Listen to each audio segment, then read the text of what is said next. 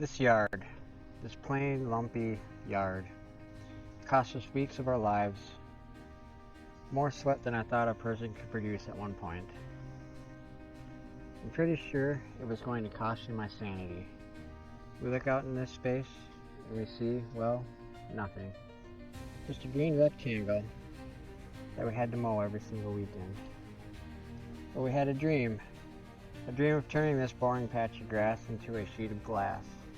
Our story starts out where a lot of stories do, with a problem. Our backyard, for lack of a better word, was useless. It was a blank slate we stared at for years, a green canvas with no art. The kids were getting older. We wanted a reason for them to get outside.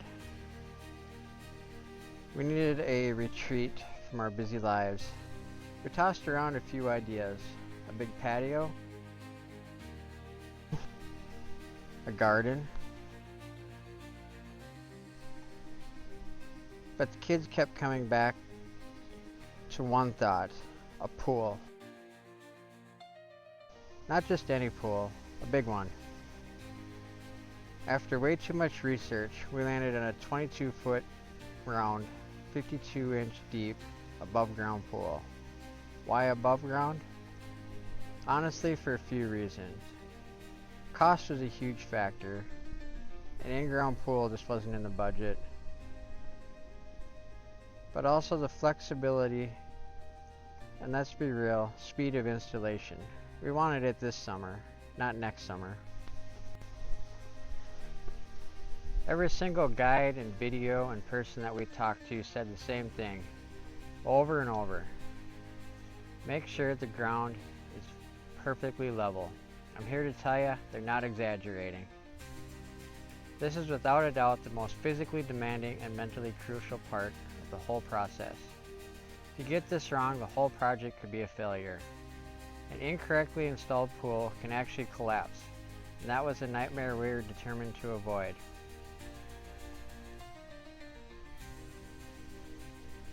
Our yard, which looked flat enough, turned out to have a hill on it. Once we filled the pool, we found this out.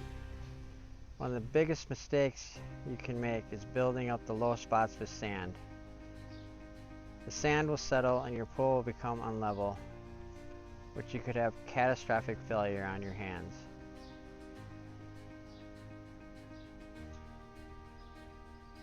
We made the mistake of not using a big enough level to check the yard. I put the level on the ground in the center of the pool area. It was level there, so we decided to just fill in low spots with sand. This turned out to not be a good idea. With the ground finally prepped, it was time for the main event, unboxing the beast. Laying out all the pieces was both exciting and incredibly intimidating. There were dozens of rails, posts, and a wall of steel that seemed impossibly long. First things first, we did an inventory to make sure all the parts were there, and thankfully they were accounted for. Next step was to unroll the liner. This part I was dreading the most. The liner is the soul of the pool, but is also incredibly fragile.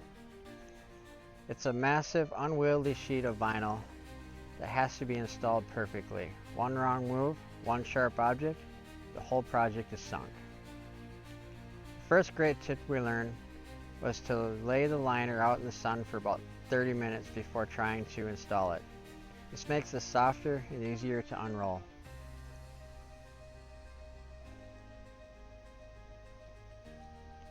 Carefully, we unfolded the giant blue sheet and laid it out inside the circle.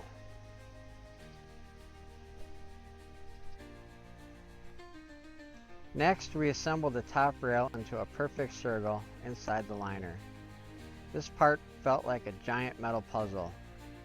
Once the top rails were assembled, it was time to attach the vertical posts to the top rails. This is the point where it actually starts to look like a pool. Each connection had to be secured. This pool that we purchased had quick connects on it, so there was no screws. It was quite easy to assemble. As the skeleton came together, a sense of accomplishment started to bubble up. This massive metal structure was standing in our backyard because of us, but we knew we were far from done. The most delicate parts of the operation were still ahead. The goal is to get it as smooth as possible before a single drop of water goes in. We got inside the pool, barefoot, started from the center, pushing wrinkles out towards the edges. As we were doing this, we were finding rocks and some roots that we missed leveling the ground. So one person had to pick up the side of the pool while another person climbed underneath and dug out the roots or took the rocks out.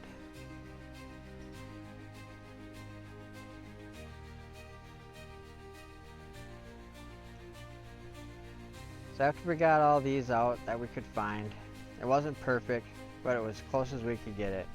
The final smoothing happens when you start adding water. So after we got the bottom smoothed out, we hooked up all the hoses to the filter pump, plugged all the holes, and then we started adding water. As the water was filling in, we got inside the pool, pushed out as many wrinkles as we could at the time.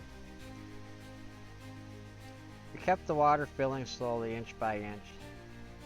As the level rose, we were walking the inside perimeter, smoothing it out even more. So we got the pool all set up. We didn't get it very level, so it's low here.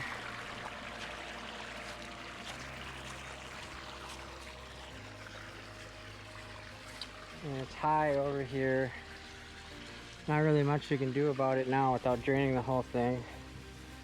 These are kind of stressed, but I think it'll be okay for this summer.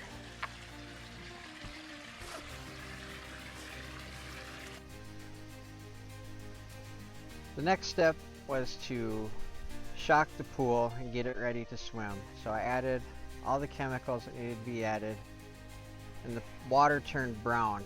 This was from the large amount of iron that is in the city water here. So I made my own filter using a 5-gallon bucket and some pillow stuffing, and this took about 4 days to get all the rust filtered out of the pool. After that, the pool was crystal clear and ready to be used once it got warmed up. Actually, I want to pull it out, and then we'll tip it forward out here, and we can see all the nasty that comes out. Alright, let's do it. That's what it's filtering out. That's all the rust is in the water. It's worse when you lift it. Watch. Yeah, the filters are really good. Gross. That's what we're filtering out, all that rusty water. Hey, I'm so big.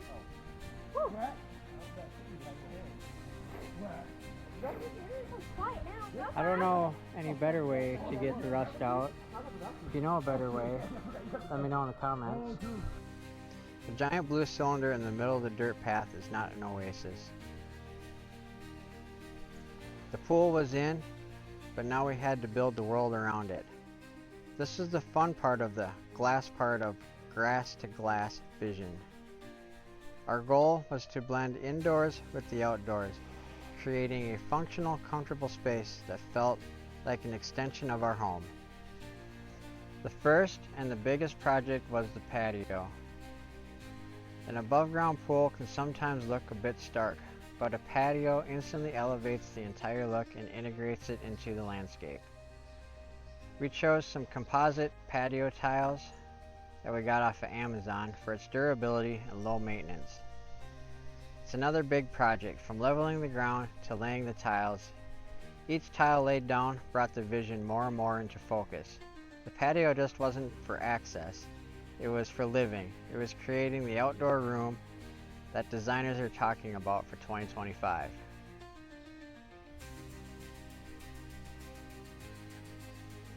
With the patio built, it was time for furniture. We invested in comfortable, weatherproof, large outdoor sectional. This wasn't just about having a place to sit, it was about creating an intentional lounge space, a space for relaxing, reading, and connecting. To complete the resort-like feel, we added a large cantilever umbrella to provide ample shade, making the lounge area usable even on the hottest days. The main structures were in place, but an Oasis is all about the ambience. It's the small details that transform a space from functional to magical. The lighting was our next priority. We wanted the space to be just as inviting in the evening as it was during the day. We strung classic Edison-style lighting from 4x4 posts that we embedded in concrete. We learned so much during the patio building phase. We definitely made a few mistakes along the way. If you're thinking about building a patio for your own pool, let us know in the comments below. We are thinking of making a whole separate video on just that process, from the design to the final details. And hey, if you're enjoying this transformation, do us a huge favor and hit that subscribe button. It really helps our channel grow and lets us know you want to see more projects like this.